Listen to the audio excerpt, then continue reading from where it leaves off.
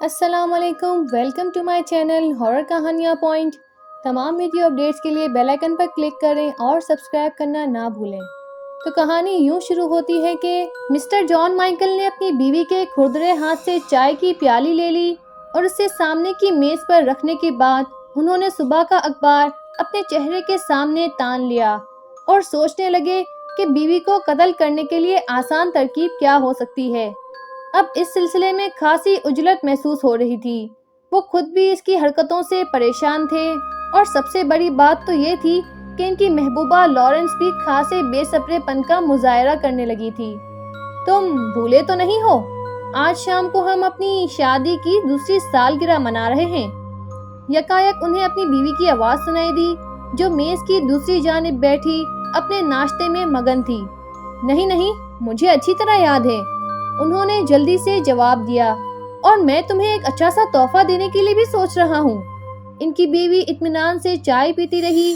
कुछ देर बाद इसने यूं ही कहा, शायद तुमने देखा ना हो, हमारी बालकनी के बिल्कुल नीचे गुलाब का एक पौधा होटल के लॉन में लगा हुआ है। अच्छा, उन्होंने सरसरी तौर पर हैरत का इजहार किया।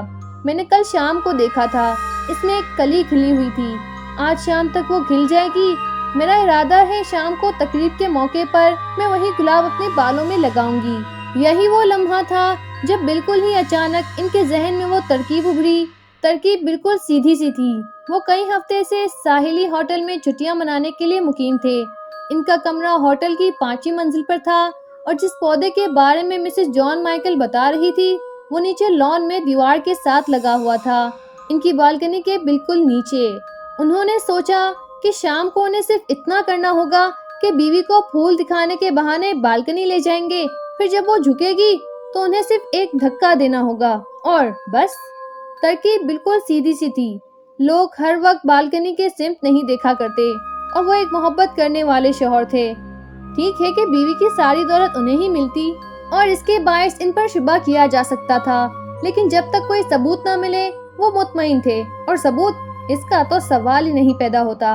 इन्हें यूं लगा जैसे सब कुछ हो गया हो। उन्होंने तसव्वुर में खुद को कहते सुना, देखिए ना, हमारी बालकनी के बिल्कुल नीचे एक गुलाब लगा हुआ है। वो यकीनन उसने देखने झुकेगी। वो अंदर ही अंदर खुश हो गए। अब वो लम्हा आ गया था कि उन्हें इस बदसूरत लेकिन खासी मालदार औरत से निजात मिलने वाली थी। वो पिछले 2 साल से इसी चक्कर में थे। इसी मकसद के लिए उन्होंने इससे शादी भी की थी। वो 2 साल से बड़ी सब्र के साथ वक्त गुजार रहे थे। इधर बेचारी लॉरेंस गंदे क्वार्टरों में रह रह कर तंग आ गई थी। ये ठीक है कि वो ऐसे हत्ताल मुकद्दर रकम फराहम कर देते थे, लेकिन मिसेस जॉन माइकल उन्हें जेब खर्च करने में खासी कंजूस थी और बेचारा मजबूर था। बहरहाल अब वक्त आ चुका है।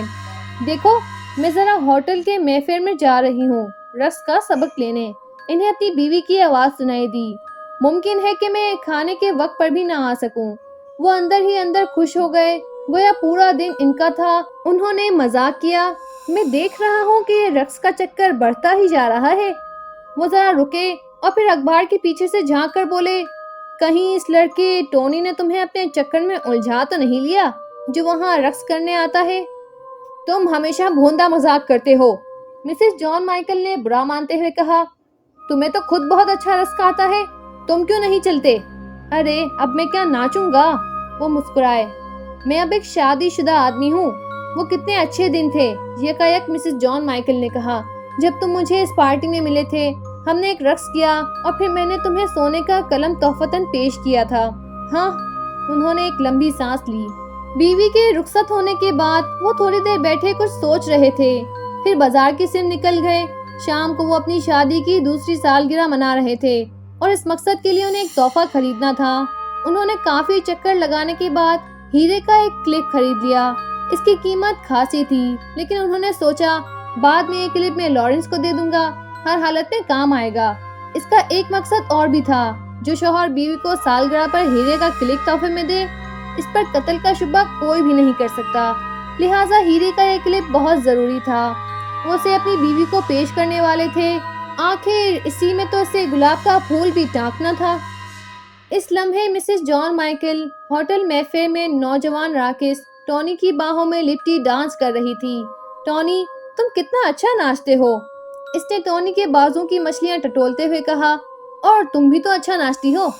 نوجوان نے اس کی کمر کے گرد اپنا بازو اور سخت کر دیا، پھر بولا، کل تم ناراض ہو گئی تھی شاید، میں نے تمہارا تحفہ واپس کر دیا تھا نا۔ دیکھو، میں نہیں چاہتا کہ ہماری محبت کے درمیان دولت کا معاملہ آئے۔ تم واقعی بڑے خراب ہو، وہ ادا سے بولی، کسی کا دل نہیں رکھتے، میں نے تو کتنی محبت سے وہ سونے کی گھڑی دی تھی تمہیں۔ ٹھیک ہے، میں اب اسے رکھ لوں گا، تمہاری خوشی کی خاطر۔ اس نے اسے 2 چکر دیے، پھر وہ دونوں ہنستے ہوئے بار کی سمت چل دیے۔ ہیرے کا کلپ دیکھ کر مسز جان مائیکل نے خوش ہو کر شوہر کو دیکھا اور بولی، تم کتنے اچھے ہو، تمہارا تحفہ تو بڑا خوبصورت ہے۔ پھر وہ اسے لے کر کمرے میں چلی گئی۔ شام ہو رہی تھی اور تقریب کی تیاریاں ضروری تھی۔ مسٹر جان مائیکل منتظر تھے کہ وہ لباس تبدیل کر لے، پھر نیچے جانے سے قبل ان کا پروگرام تھا کہ وہ اسے پھول دکھانے کے بہانے بالکنی تک لے جائیں گے۔ آخر وہ لمحہ آ پہنچا۔ وہ دونوں ہنستے ہوئے بالکنی کی سمت بڑھے اور پھر ایک دہشت زدہ سی چیخ فضا میں تھرتھرائی اور لہراتی ہوئی 5 منزلہ عمارت کے نیچے پہنچ کر ختم ہوئی۔ لان میں چھتریوں کے نیچے بیٹھے افراد اور کرسیوں پر خوش گپیاں کرنے والے جوڑے یکایک گھبرا کر اٹھ کھڑے ہوئے اور اس طرف دوڑ پڑے جہاں ایک انسانی جسم خاک اور خون میں لتھڑا پڑا ہوا تھا۔ دیکھو دیکھو، ارے بھائی جلدی دیکھو، جلدی سے کپڑا لاؤ، ایمبولینس کو فون کرو۔ ایک تہلکہ مچا ہوا تھا۔ جس وقت پولیس ہوٹل کے 5ویں منزل میں واقع اپارٹمنٹ میں گھسی تو انہیں بیڈ پر ایک انسانی ہیولا پڑا ہوا نظر آیا۔ اس کے بال بکھرے ہوئے تھے، آنکھوں میں آنسو تھے، چہرے پر غم کے مصنوعی بادل چھائے ہوئے تھے۔ ہچکیوں اور سسکیوں کے درمیان پولیس نے پوری کہانی سنی۔ نیچے ہماری بالکنی کے بالکل نیچے گلاب لگا ہوا ہے نا، وہ یقیناً اسے دیکھنے کے لیے جھکے ہوں گے، مسز جان مائیکل نے سسکیوں پر قابو پاتے ہوئے کہا۔